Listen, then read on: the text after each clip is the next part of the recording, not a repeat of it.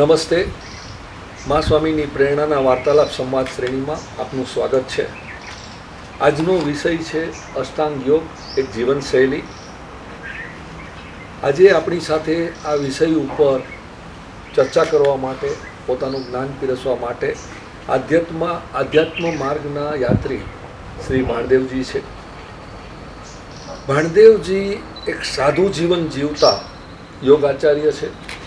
તેઓ યોગ, હિન્દુ ધર્મ, આધ્યાત્મ યાત્રા, શિક્ષણ, જીવનચરિત્ર અને જીવન ઘડતર જેવા વિષયક એવા અનેક વિષયો ઉપર એમણે પુસ્તકો લખ્યા છે.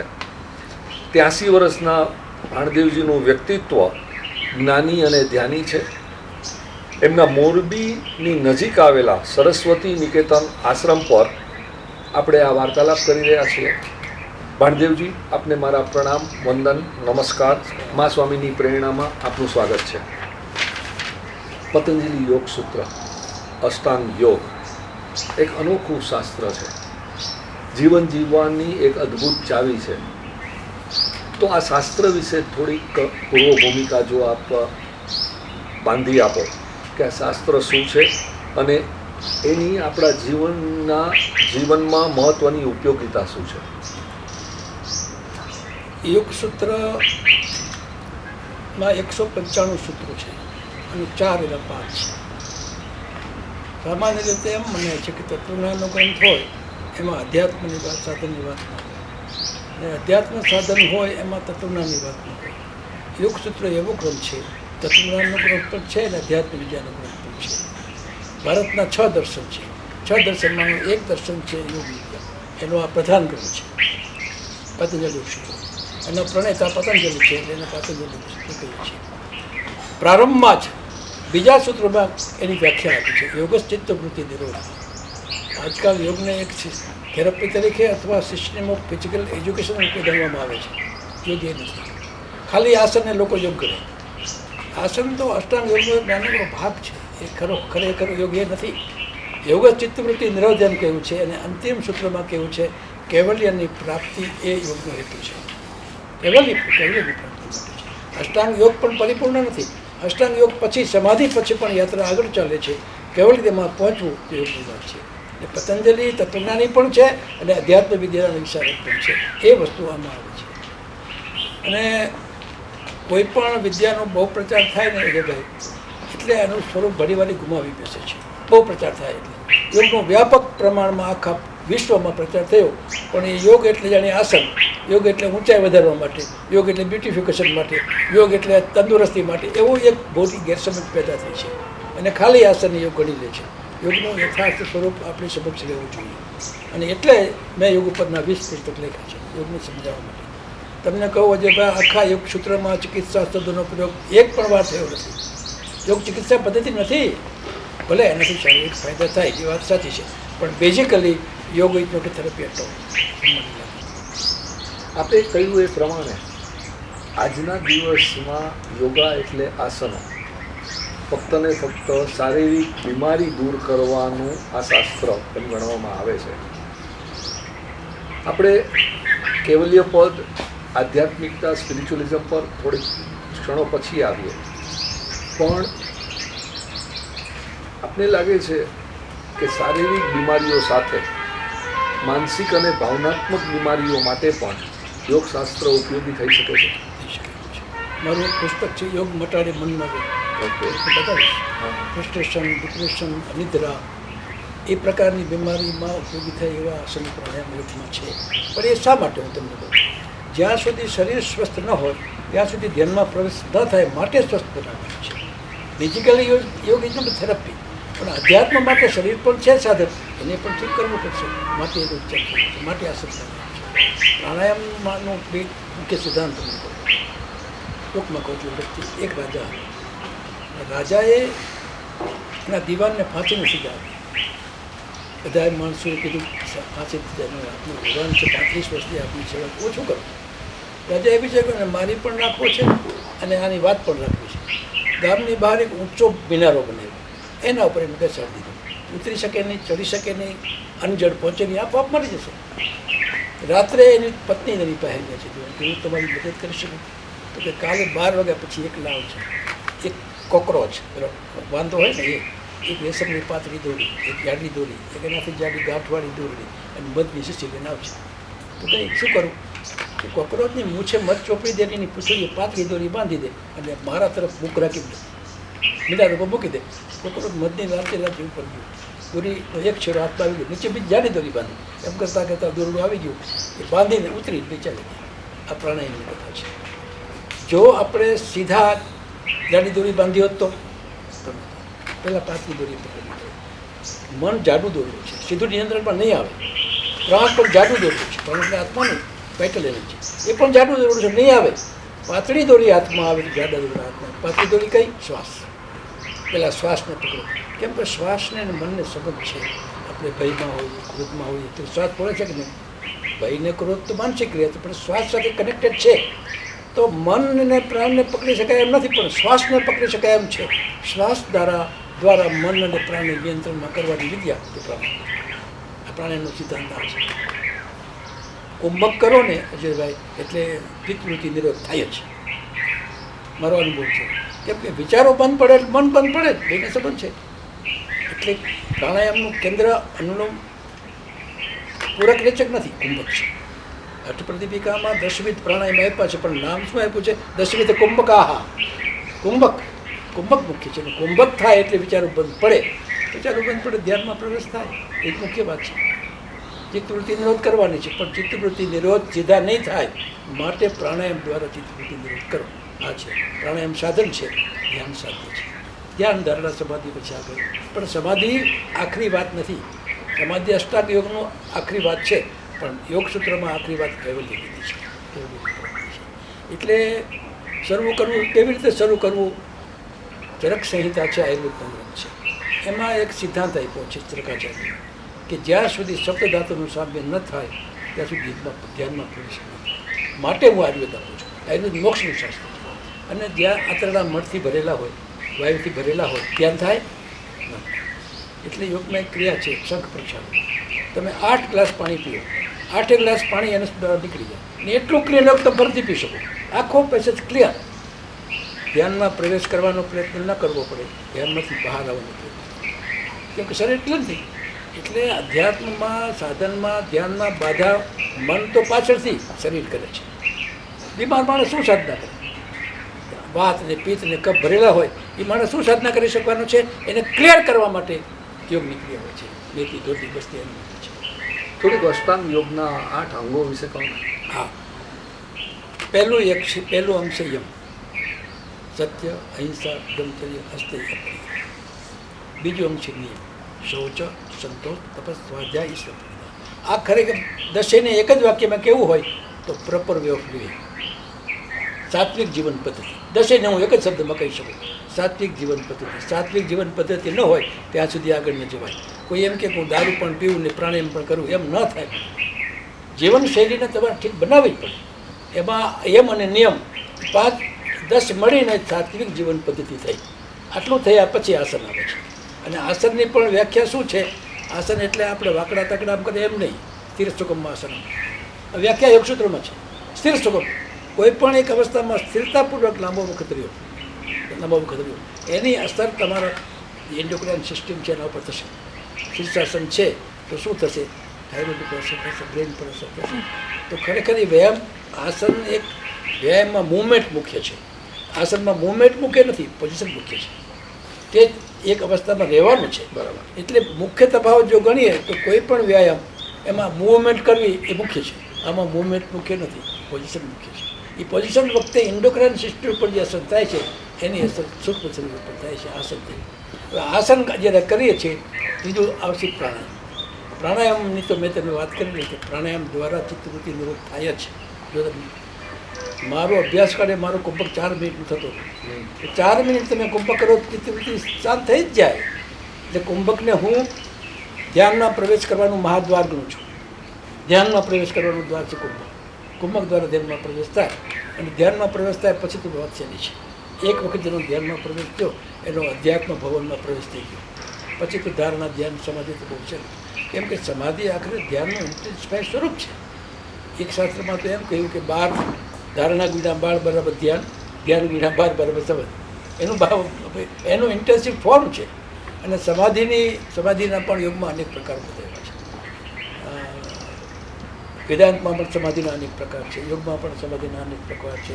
સવિકલ્પ સમાધિ, નિર્વિકલ્પ સમાધિ, એવા પ્રકારના સમાધિ આપ્યા છે. પણ સમાધિ પણ જ્યારે તમે સમાધિમાં હો ત્યારે જ તમે એમાં છો, સતત નથી. સહજ સમાધિ ક્યારે થશે?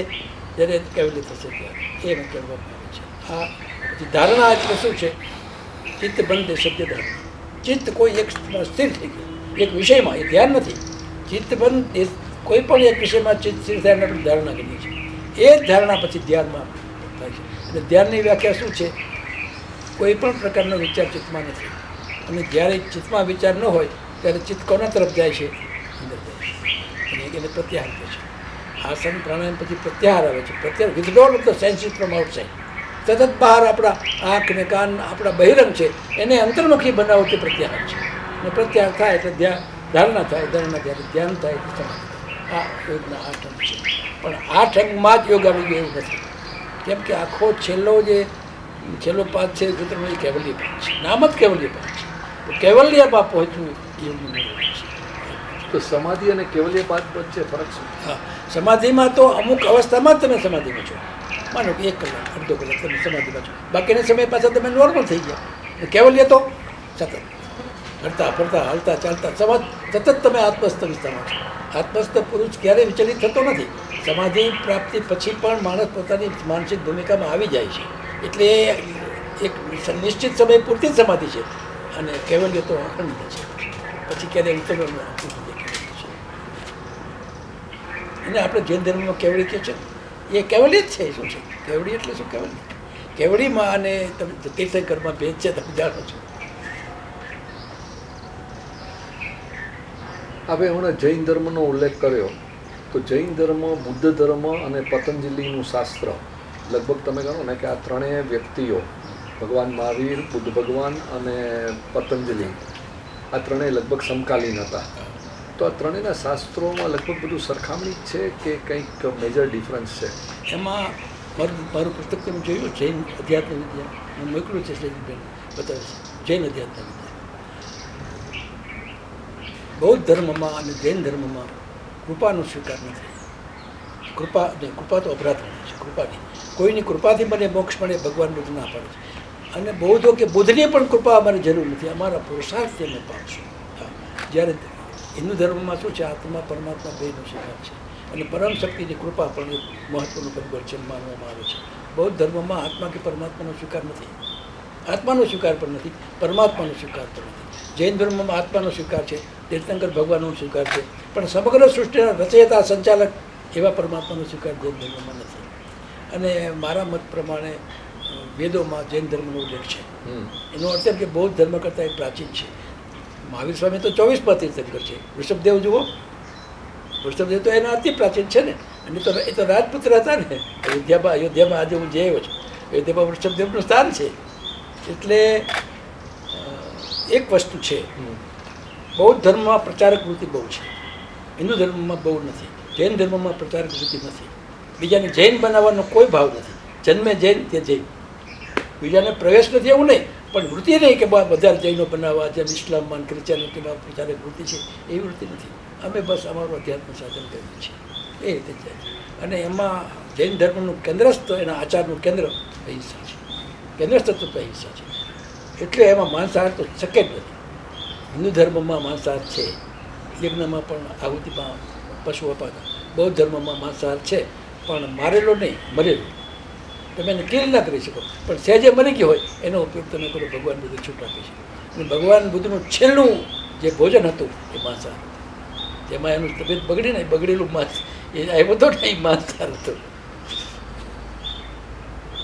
ત્રણેય વચ્ચે અધ્યાત્મની વિદ્યા છે ને બહુ વિરોધ ન હોય, બહિરંગ સ્વરૂપમાં વિરોધ છે. આખરે ત્રણેય શું કહે છે કે મનથી બહાર નીકળવાનું છે. નામ તમે આત્મા આપો. એ લોકો શૂન્ય કે મહાશૂન્ય કહે છે, આ લોકો બ્રહ્મ કહે છે. એક જ તત્વને જુદાની જુદી જુદી રીત છે. એટલે અજયભાઈ હું એટલું માનું છું કે અધ્યાત્મના રસ્તા કેટલા, જેટલા માનવું તેટલા રસ્તા. કોઈ પણ બે વ્યક્તિનો અધ્યાત્મ પદ સંપૂર્ણ સરખો ન હોય. એક ધર્મ હોય તો ન હોય. જૈન સાધુઓ છે બધા એક જ રીતે ચાલે છે ના એવું શકે. જેટલા માણસો તેટલા અધ્યાત્મ પદ છે. એટલે સંપૂર્ણ સરખું તો શક્ય નથી. એટલે જૈન ધર્મમાં, બૌદ્ધ ધર્મમાં, હિન્દુ ધર્મમાં વિવિધતા હોય તો શું કરવું છે? Man God is fond of varieties. God is fond of variety. અધ્યાત્મ સંપૂર્ણ સરખા માર્ગ ઉપર ચાલતા હોય તો પણ એની અનુભૂતિ સરખી નહીં હોય. વચ્ચે વચ્ચે જુદા પ્રકારનો અનુભવ આવશે જ. એટલે વિવિધતા હોય એમાં શું ખોટું છે? બરાબર છે. નવા હમણાં છેલ્લો ધર્મ આવ્યો ને બહાય, આપ જાણો છો, છેલ્લો ધર્મ બહાય આવ્યો છે. સૌથી લેટેસ્ટ ધર્મ બહાય છે. અને બેના વિશે લેખ હતો, બહાય વિશે લેખ લખ્યો છે. એનો ભારતમાં એનું કેન્દ્ર દિલ્હી પાસે છે, મોટું લોટસ ટેમ્પલ બન્યું છે ને, એ બહારનું ત્યાં ગયો હતો એક. પતંજલિમાં આપણે હમણાં જેમ કહ્યું એમ કે યોગ ચિત્ત વૃત્તિ નિરોધ આવે છે, અને એની સામે આપણે ગીતામાં આવે છે કે યોગ કર્મસુ કૌશલમ. તો આ બેમાં એક કર્મની વાત કરે છે, એક ચિત્તવૃત્તિના નિરોધની વાત કરે છે. તો આટલો બધો ડિફરન્સ. યોગ કર્મ શું કૌશલ ભાઈ ગીતાના પ્રારંભમાં કીધું છે, અંતમાં નથી. ગીતાનું અધ્યાત્મ એ વિકાસમાન છે. પહેલા અધ્યાય કરતાં 18મા અધ્યાયમાં ઘણી ભિન્નતા જોવા મળશે. એટલે ભગવાન વ્યાસે ગીતા ઉપર ભાષ્ય લખ્યું છે, એમાં વ્યાખ્યા આપી છે યોગ સમાધિ. યોગ સમાધિ એમ પણ કીધું છે. કર્મ શું કૌશલ તો પ્રારંભમાં પહેલા બીજા અધ્યાયમાં છે. પછી કર્મ છૂટી જાય છે અને જ્યારે ભક્તિ જ્ઞાનમાં પ્રવેશ કરે ત્યારે કર્મ શું કૌશલ નહીં, કર્મ પણ છોડવાનું છે. પણ કર્મયોગો વિશિષ્ટ એમ ભગવાન માને છે. કર્મની પ્રતિષ્ઠા ગીતામાં પહેલા પ્રારંભના અધ્યાયમાં છે, અંતિમ અધ્યાય પછી સમાધિ છે. એક સામાન્ય વ્યક્તિને જેને બહુ જ સામાન્ય નોલેજ હોય ધર્મનું ઘણું, યોગનું ઘણું, અષ્ટાંગ યોગનું ઘણું સામાન્ય નોલેજ હોય, એને બહુ જ્યારે ડીપર વાતો કરવામાં આવે છે ત્યાં વધારે પડતું એ લોકો માટે કન્ફ્યુઝન થાય છે. પણ એક સામાન્ય વ્યક્તિને તમે એમ કહો કે યોગાથી તમે યોગાના એક હોલિસ્ટિક અપ્રોચને તમારા જીવનમાં ઉતારો, બરાબર છે, જીવનનો સર્વગ્રાહી વિકાસ કરો આ શાસ્ત્રને કારણે, તો તમે સમજાવવાની કેવી રીતે કોશિશ કરશો? ભલે આપણે શબ્દો તો આટલા બધા કહી દીધા, પણ એક સામાન્ય વ્યક્તિને એમ થાય કે મારે મારા જીવનમાં શાંતિ લાવવી છે, અવિરત શાંતિ લાવવી છે. એમ નહીં કે ટુકડે ટુકડે શાંતિ આવે, સુખ આવે ને જાય. અવિરત શાંતિ લાવવી હોય તો એક હોલિસ્ટિક અપ્રોચ તરીકે તમે અષ્ટાંગ યોગને જીવનમાં લાવવાની કેવી રીતે સલાહ આપશો? જો પહેલાં તો સમજી લેવું જોઈએ અધ્યાત્મ શા અને શું છે. જ્યાં સુધી માણસને ખાતરી ન થાય કે આ મારા જીવનમાં આવશ્યક છે ત્યાં સુધી નહીં ચાલે. માણસ શું ઈચ્છે છે રોજની પ્રવૃત્તિ દ્વારા? આટલી દોડાદોડી કરે છે, વાંચે છે, લખે છે, ધંધો કરે છે, ફરે છે, શું ઈચ્છે છે? નવું તત્વ ઈચ્છે છે, શાંતિ. કોને શાંતિ નથી જોઈતી? પ્રેમ. Everybody wants to be loved. નાના બાળકને પ્રેમ, જ્ઞાન, શક્તિ, સૌંદર્ય, મુક્તિ, સ્વતંત્રતા, આ બધી વસ્તુ જોઈએ છે, જોઈએ જ માણસને. એવું કયું કેન્દ્ર છે જે બધા કેન્દ્રનું કેન્દ્ર છે? બધા કેન્દ્રો મળી જાય એવું કયું છે? આત્મા મળે તો શાંતિ છે, સૌંદર્ય છે. ગમે તેવા સુંદર શરીરનું ડેડ બોડી સુંદર લાગે છે. સૌંદર્ય કોના થકી હતું? અંદર બેઠો છે. શાંતિ. પછી શક્તિ કોના થકી છે? પહેલવાનું ડેડ બોડીમાં શું હોય છે? શક્તિ કોના થકી? આત્મા થકી. સૌંદર્ય પછી પ્રેમ. કોઈને ગમે તેવો પ્રિય પાત્ર હોય એનું ડેડ બોડી પ્રિય લાગે છે? અંદર બેઠો છે એના ઘરમાં. પ્રેમ, શક્તિ, સૌંદર્ય, શક્તિ, સૌંદર્ય, પ્રેમ, જ્ઞાન, બધા તત્વો એક જ જગ્યાએ કેન્દ્રિત થયા છે આત્મામાં. જ્યાં સુધી આત્મજ્ઞાન ન થાય ત્યાં સુધી આમાંનું કશું યથાર્થ રૂપે ન મળે. યથાર્થ રૂપે ન મળે, ક્ષણિક મળે. આ શાંતિ આટલું કરી લો પછી મારી ચિંતા બધી જાય. થાય છે કોઈ પૂરું? એ પૂરું થાય છે? પૂરું થાય ન થાય. એટલે જો 8 વર્ષની કન્યાએ બેન કીધું મારે નણંદ જોઈએ છે. બધાને કેમ નણંદ? હું ભાભીની નણંદ છું, મારે નણંદ જોઈએ.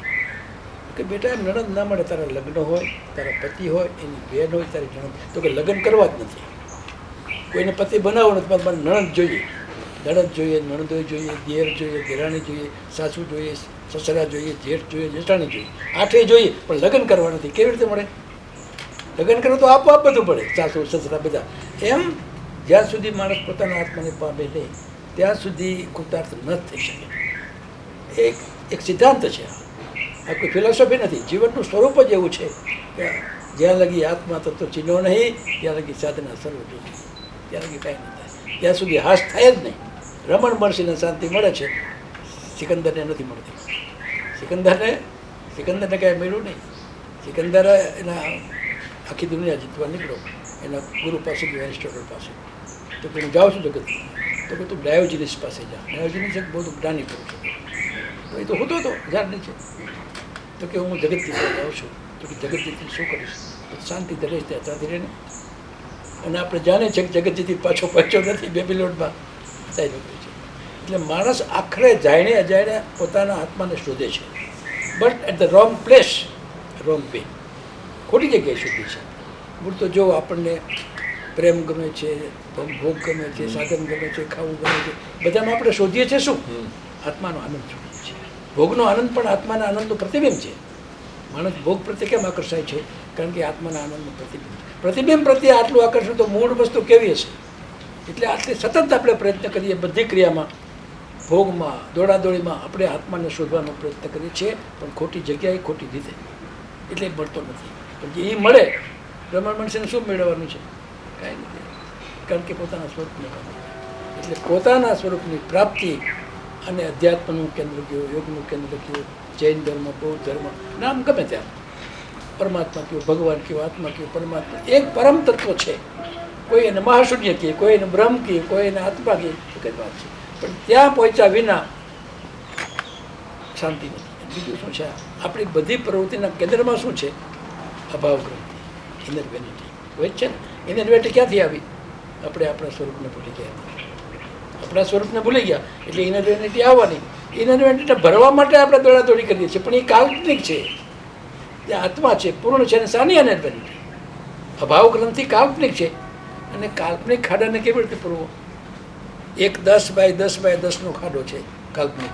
એને ભરવા માટે કેટલી માટી જોઈએ? કાલ્પનિક ખાડો છે, ભરવા માટે કેટલી માટી જોઈએ? કાંઈ કરવાનું. એક માણસ ને સ્વપ્ન આવ્યું હું કલકત્તા પહોંચી ગયો છું, અને કલકત્તાથી પાછા આવવાનું ટિકિટ ભાડું નથી. એટલે પૂમો પાડે છે, મને પૈસા આપો, મારે ઘેર જવું છે. એને કેવી રીતે પહોંચાડવું? તો જાગી જાય તો યાદ છો, જાગૃતિ હોય તો યાદ છો, ક્યાંય જોડે જરૂર નથી. એટલે આપણે જીવનના યથાર્થ સ્વરૂપને પામવા માટે ખોટી જગ્યાએ ખોટી રીતે પ્રયત્ન કરીએ છીએ, એટલે એને પામી શકતા નથી. અને આત્મપ્રાપ્તિ થાય પછી બધું શાંત થાય. પણ જેમ જેમ તમને નથી લાગતું જેમ જેમ સમય વીતતો જાય છે એમ માણસ વધારે ને વધારે ભૌતિકવાદ, મટીરિયલિસ્ટિક રસ્તા પર ચાલે છે? તો આજે ફિલોસોફીની જે વાત કરીએ છીએ આપણે એ સાચી છે, પણ છતાંય તમને લાગે છે કે એ રસ્તો મોટાભાગના આપણે ચૂકતા જઈએ છીએ? દરેક યુગમાં ભૌતિકવાદીઓ બહુમતીમાં હોય છે. વેદકાળ કરો, ભૌતિકવાદીઓ તો બહુમતમાં છે જ. અધ્યાત્મમાં જનારા માણસો લઘુમતીમાં ખૂબ ઓછા હશે તો ટેક જ પ્રોગ્રામ છે. કેમ કે લોકોને બેઝિક સમજ નથી. અધ્યાત્મનો પ્રારંભ જીવનની મૂળભૂત સમજમાંથી થાય છે. માણસ સમજે કે હું શું છું, જીવન શું છે, મારે શું કરવાનું છે, એની જો સમજ હોય. પણ એવી સમજ એ તરફ પ્રશ્ન બધા માણસોમાં કદી કોઈ યુગમાં હોય. દરેક કાળમાં ભૌતિકવાદ જ પ્રધાન હોય છે. થોડાક માણસો અધ્યાત્મમાં જાય છે. ઋષિઓ કેટલા ટકા હતા? જ્ઞાનીઓ કેટલા ટકા હોય? બહુ ઓછા હોય. ઋષિઓની વાત બરાબર છે આપની, પણ આમ જોવા જાઓ સામાન્ય પ્રજા માટે આપણે જોઈએ ને તો બે ટાઈપની પ્રજા છે. એક ટાઈપની પ્રજા છે કે જેને જીવન નિર્વાહ કરવા માટે બીજી બાજુનો વિચાર કરવાનો સમય જ નથી. એ વ્યક્તિઓને છોડી દો તમે. પણ બાકી તો સમજ તો સાવ સાદી છે કે હું ખાલી હાથે આવેલો છું, ખાલી હાથે જવાનું છે, અને વચ્ચેના ગાળામાં હું આ પૃથ્વી ઉપર બ્રહ્માંડમાં એક યાત્રી કે એક જાત્રા કરું, જેમ એમ યાત્રી તરીકે આવેલો છું, અને યાત્રી તરીકે અહીંયા રહી અને મારે અમુક પીરિયડ પછી 60 વર્ષ ગણો, 90 વર્ષ ગણો, અમુક પીરિયડ પછી મારે ચાલ્યા જવાનું છે. આ સમજ તો એકદમ સાદી સમજ છે ને. આમાં કોઈ ઊંડાણ કે ડીપ ધર્મની કે યોગશાસ્ત્રની તો વાત જ નથી. પણ એ વિશે વિચારે તો ને એ પ્રકાર તમે જે કીધું એ રીતે વિચારે માણસ તો એને એમ લાગશે. કદાચ પોસિબલ છે કે ધર્મમાં નું સ્વરૂપ જે રીતે આપણને સમજાવવામાં આવ્યું છે, પાપ પુણ્ય અને સ્વર્ગ નર્ક ને બધું જે સમજાવવામાં આવ્યું છે, એને કારણે મોટાભાગનો મનુષ્ય પોતાનો રસ્તો જ ચૂકી ગયા છે. એ તમારી વાત સાચી છે. આપણી સમજ ધર્મ અધ્યાત્મનું યથાર્થ સ્વરૂપ આવી નથી. નથી આવતો. બરાબર. એ વાત સાચી. એટલે મેં એક લેખ છોકરો હતો, ધર્મ સાધન કે સાધ્ય, એ પ્રભુજીવમાં એ એમ કહેતા હતા તો કે એમાં ધર્મના 4 આસ્પેક્ટ મૂક્યા છે. તો કેન્દ્રસ્થ તત્વ ધર્મનું શું છે? તત્વજ્ઞાન, પછી કોડ ઓફ કન્ડક્ટ, ફિલોસોફી, આ બધી વસ્તુ ધર્મમાં ભાગરૂપે છે જ, પણ ધર્મનું કેન્દ્ર શું? આ લોકો સમજે તો ધર્મનું યથાર્થ સમજે. ધર્મનું લોકો ધર્મ એટલે નીતિમત્તા એમ સમજે છે. એટલે કે રોંગ નહીં, પણ નીતિમત્તા એટલી પર્યાપ્ત નથી. નીતિમાન પુરુષ પણ નાસ્તિક હોઈ શકે. પણ જો ધર્મ એટલે અધ્યાત્મ જ હોય, અધ્યાત્મ નહીં, બાકીના પણ તત્વો છે, પણ ધર્મનું કેન્દ્ર અધ્યાત્મ છે. હા, પણ નૈતિક જીવન, ફિલોસોફી, ક્રિયાકાંડ આ બધું આવશ્યક અને જરૂરી છે, પણ ધર્મનું કેન્દ્રસ્થ તત્વ શું? અધ્યાત્મ છે. પણ બે શબ્દોની જરૂર હતી તમારા હિસાબે? ધર્મ અને આધ્યાત્મ, રિલિજન અને સ્પિરિચ્યુઅલિઝમ, આ બે શબ્દોની શરૂઆતથી જરૂર હતી કે ખાલી જો સ્પિરિચ્યુઅલિઝમ આધ્યાત્મિક મૂકવામાં આવ્યો હોત તો જે ધર્મના નામે જે ડખાઓ થાય છે આજના દિવસમાં એ પણ અટકી ગયા હોત, જે કન્ફ્યુઝન થાય છે એ પણ અટકી ગયું હોત? આ બે શબ્દોની જરૂર આમાં શું છે કે જે સામાન્ય માણસને નૈતિક ધોરણો પણ આપવા પડશે, તત્વજ્ઞાન પણ આપવું પડશે, કેમ કે અન્ડરસ્ટેન્ડિંગ વગર અધ્યાત્મ તરફ જવાતું નથી. અન્ડરસ્ટેન્ડિંગ કોણ આપશે? ફિલોસોફી. અને કોડ ઓફ કન્ડક્ટ નહીં આપે તો સમાજ છોટું થઈ જશે. એક જ્ઞાની, એક કહેવાતા સંત ત્યાં જેલમાં છે, એ એમ કહેતા કે જ્ઞાનીને કોઈ દોષ ન લાગે, અમે ગમે તેમ વર્તી શકીએ. આ વસ્તુ ઠીક નથી. કે હું જ્ઞાની છું, જ્ઞાનીને કોઈ પણ પાપ પુણ્ય હોય નહીં, ગમે તેમ વર્તી શકું, ત્યાં જેલમાં છે. એટલે મોરલ જે વેલ્યુઝ છે એનો ઇનકાર આપણે ન કરી શકીએ સમાજમાં. કે ભાઈ સાચું બોલો, કોઈનું બગાડો નહીં, ચોરી ન કરો, આમ ન કરો, આમ ન કરો. કોડ ઓફ કન્ડક્ટની તો જરૂર સમાજને છે જ, કેમ કે બધા અધ્યાત્મ તરફ સીધા નહીં ચાલે. કોડ ઓફ કન્ડક્ટને આપણે નૈતિક પાસું કહીએ છીએ, અને બેઝિક અન્ડરસ્ટેન્ડિંગ એને આપણે ફિલોસોફી કહીએ છીએ. અને થોડો ક્રિયાકાંડ, મંદિરે જવું, પાઠ કરવા, વાંચવું, પ્રાણાયામ કરવા, ટુ ડુ જેમાં આવે છે એનો પણ બોલ્યો. સીધું અધ્યાત્મમાં પ્રવેશ નહીં થાય. અધ્યાત્મમાં પ્રવેશ, દાખલા તરીકે નવકાર મંત્રનો જપ કરો તો એ ક્રિયાકાંડ છે, પણ it helps a lot for અધ્યાત્મ. એ વસ્તુ પણ જરૂરી છે. ધર્મના 4 આસ્પેક્ટને આપણે છૂટા ન કરી શકીએ. મોરલ આસ્પેક્ટ નથી બનતો, ફિલોસોફિકલ અન્ડરસ્ટેન્ડિંગ છે, અને સાથે સાથે આ વસ્તુ જે છે કે કોડ ઓફ કન્ડક્ટ એ પણ લેવાનું છે. એટલે એ ખરેખર એ તો સમજણ માટે 2-4 ભાગ પડ્યા છે. ખરેખર તત્વ એક જ છે, એક જ તત્વ છે. પતંજલિ યોગ સૂત્ર આટલું સરળ અને સાથે સાથે આટલું ઊંડું શાસ્ત્ર હોવા છતાંય એ પ્રચલિત કેમ ન થાય? એનું મેં તમને કીધું ને, કોઈ પણ વિદ્યાનો બહુ પ્રચાર થાય છે ને ત્યારે એ પોતાનું સ્વરૂપ ગુમાવી બેસે છે. આજકાલ યોગ એટલે આસન. ના, પણ પહેલેથી તમે જોવા જાઓ તો આજે આજકાલની જ વાત નથી, પણ પહેલાં છેલ્લા 50 વર્ષ, 100 વર્ષ, 200 વર્ષ પહેલાં પણ તમે જોવા જાઓ તો પતંજલિ યોગ સૂત્રનું, અષ્ટાંગ યોગનું યથાર્થ સ્વરૂપનો પ્રચાર, યથાર્થ સ્વરૂપ તો કોઈ પામ્યું જ નથી. તમે ગણો કે મારા ગુરુ યોગાચાર્ય ગુરુજી BK સાયંગર હતા. હવે એમની પાસે હું જ્યારે શીખતો હતો યોગા, તો એ આખું યથાર્થ સ્વરૂપ યમા, નિયમા, આસના, પ્રાણાયામા, પ્રત્યારા, ધારણા, ધ્યાન અને સમાધિ, એ 8 શબ્દોને આસન કરાવતી વખતે પણ તમારા જીવનમાં એ આસનમાં પણ 8 શબ્દો કેવી રીતે આવી શકે એ રીતે આસન કરાવતા. તો એ સિમ્પલ વસ્તુ છે. આ કોઈ કોમ્પ્લિકેટેડ શાસ્ત્ર નથી, ફિઝિક્સ કે કેમિસ્ટ્રી જેવું કે જે આપણને ન સમજાય. અને છતાં પણ આવા શાસ્ત્રો પ્રચલિત નહીં થયા, અને જે રિચ્યુઅલ્સ આપણે કહીએ છીએ એ બધા પ્રચલિત થઈ ગયા. એનું કારણ શું? રિચ્યુઅલ્સ બહુ ઇઝી છે એટલે? આજુબાજુના બીજા શાસ્ત્રોની પ્રચારક વૃત્તિ એટલી તીવ્ર હતી કે આ સાઈડમાં રહી ગયું, એવું થયું છે. એવું થયું છે. પણ યોગીઓએ પણ આ કર્યું છે. યોગના જાણકારો આજે પણ કરી રહ્યા છે. કેટલા યોગના શાળાઓમાં યોગસૂત્ર ભણાવે છે, સમજો, આસન પ્રાણાયામ ભણે છે. કેટલા યોગના કેન્દ્રો તમે જાઓ તો કે તમે યોગસૂત્ર ભણાવો છો, યોગસૂત્ર એંગરનું મેં મુલાકાત લીધેલી છે, જાણું છું. યોગસૂત્રનો બહુ પ્રચાર, બહુ શિક્ષણ હતા આસન પ્રાણાયામમાં તલ્લીન જાણું છું. એટલે આપણે યોગના બહિરંગ આસ્પેક્ટમાં બહુ ખૂચી ગયા, એટલે અંતરંગ તત્વો તો એ બાજુ રહી ગયા છે. અને બીજું કે આપણા દેશમાં અન્ય અલગ અલગ સંપ્રદાયો ખૂબ વિકસા છે, હજી વિકસતા જાય છે. કેટલા હિન્દુસ્તાનમાં કોઈ સંપ્રદાયની સંખ્યા 10,000 છે. એટલે યોગ મુખ્ય વસ્તુ બાજુમાં રહી જાય છે.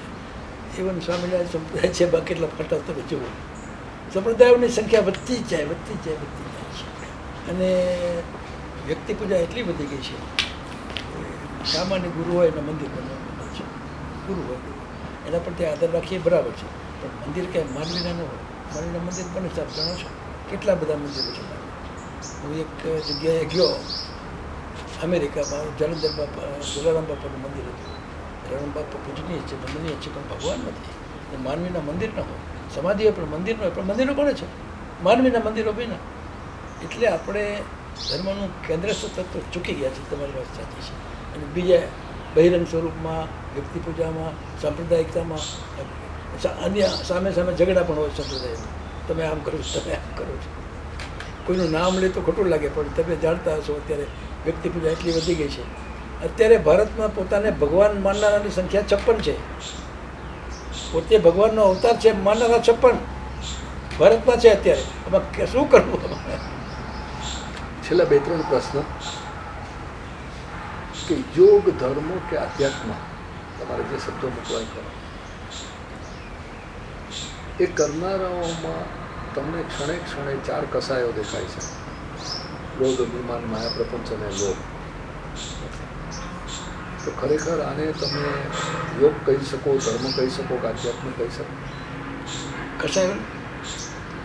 કસાયોનો ત્યાગ કસાયોમાંથી મુક્ત થવું એ ધર્મ છે મારો પ્રશ્ન હતો કે જે વ્યક્તિઓ પોતે ક્લેમ કરે છે કે અમે યોગમાં છીએ અમે ધર્મમાં છીએ આધ્યાત્મિકતામાં છીએ અને એના જીવનમાં ક્ષણે ક્ષણે તમને 4 કસાયો દેખાય છે એનો અર્થ એમ કે અધ્યાત્મને એ પોતાના જીવનનું કેન્દ્ર નહીં પણ મોટાઈ મેળવવાનું માધ્યમ બનાવ્યું છે જો હું યોગ શીખું 50 વર્ષથી યોગા ટીચર બનવાનો મેં કદી પ્રયત્ન કર્યો નથી યોગનો મેં કોઈ કેન્દ્ર શરૂ કર્યું નથી હું યોગ શીખું મારા આધ્યાત્મિક વિકાસ માટે પછી કોઈને થોડુંક શીખવાય તો મેં ખોટું નથી પણ લોકો પછી પોતાની સાધના બાજુમાં રાખી સંસ્થાઓ કરી છે અનેક માણસો મને કીધું કે મોટર આપીએ મેં કીધું મારે મોટરની જરૂર નથી જરૂર હોય બંધ લઈ જાય કે ગાય મોકલીએ મેં કીધું મારે ગૌશાળા કરવી નથી કેમ કે ઘરની માયા કરતાં આશ્રમની માયા મોટી છે એટલે આપણી સાધનામાં બાધારૂપ થાય એવા સાત્વિક કર્મો પણ ત્યાં જ છે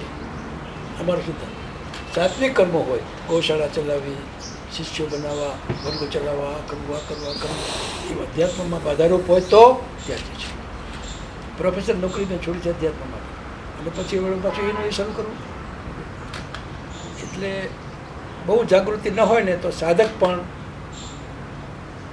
પ્રચારને અર્થે ચાલી જાય છે ગુરુ બની જાય છે ગુરુ બનવાનો શોખ છે અધ્યાત્મમાં વધારૂપ છે ગુરુ બનવાનો શોખ રમણ મહર્ષિ ક્યારે કીધું હું ગુરુ છું કાંઈ નહીં અને આ એક પ્રકારની મહત્વાકાંક્ષા છે અને અધ્યાત્મ પથ યોગ વગેરે મહત્વાકાંક્ષાનું માધ્યમ બની જાય છે એ રવાજ જગવાની જરૂરી છે સાવધાન જાગૃતિ ન હોય ને વિવેક ન હોય ને તો માણસ ચૂકી જાય છે છેલ્લો પ્રશ્ન યોગ દ્વારા જીવનમાં પરિપૂર્ણતા કેવી રીતે આવે ફૂલફિલમેન્ટ કેવી રીતે આવે પહેલાં તો એક અધ્યાત્મમાં સૌથી મોટી બાધા હોય તો મહત્વાકાંક્ષા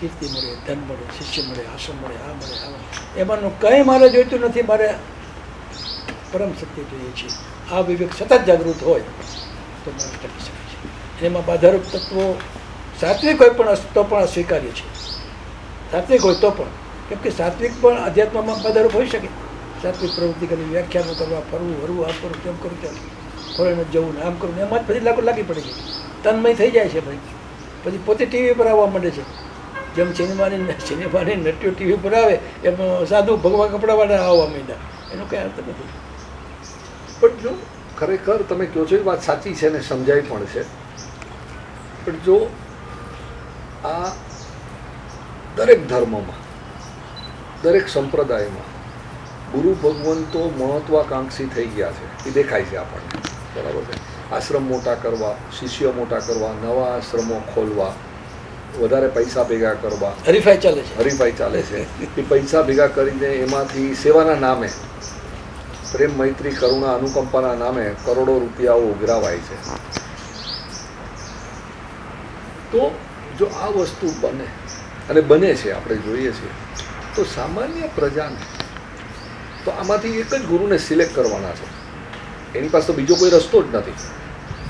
અને જો દરેકે દરેક ગુરુ એ રસ્તે મહત્વાકાંક્ષી બનીને એ રસ્તે ચાલે છે તો અંતે શું થાય? અધ્યાત્મ બાજુ બની જાય છે અને બીજું શરૂ થઈ જાય છે.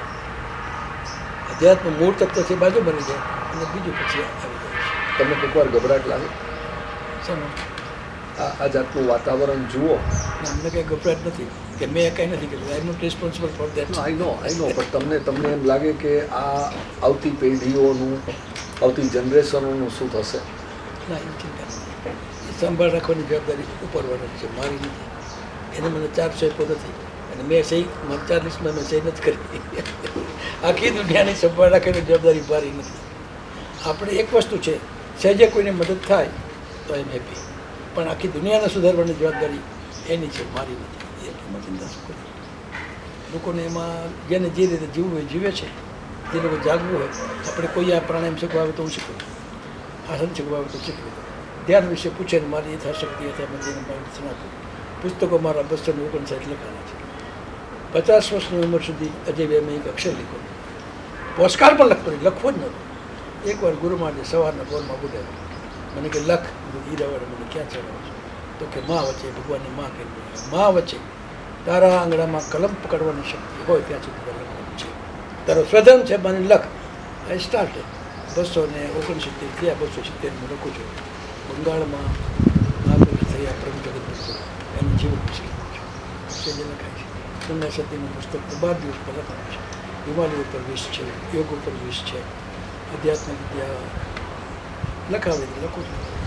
અને જે પુસ્તક લખવાની ઈચ્છા થાય એના રેફરન્સ બુકો સામેથી આવી જાય છે. જો પ્રભુ જગતની નીચે ગુજરાતીમાં એક અક્ષર નથી લખાયું. એક મિત્રે અંગ્રેજમાં એ પુસ્તક મૂક્યું, એ બંગાળમાંથી આવ્યું છે, બધું લખો. એની એ જ લખાવે, એમાં હું શું કરું? Thank you very much. આપને મળીને આપ ખૂબ ખૂબ આવ્યાનો આનંદ આનંદ છે, થયો. આપ આવ્યાનો આનંદ છે.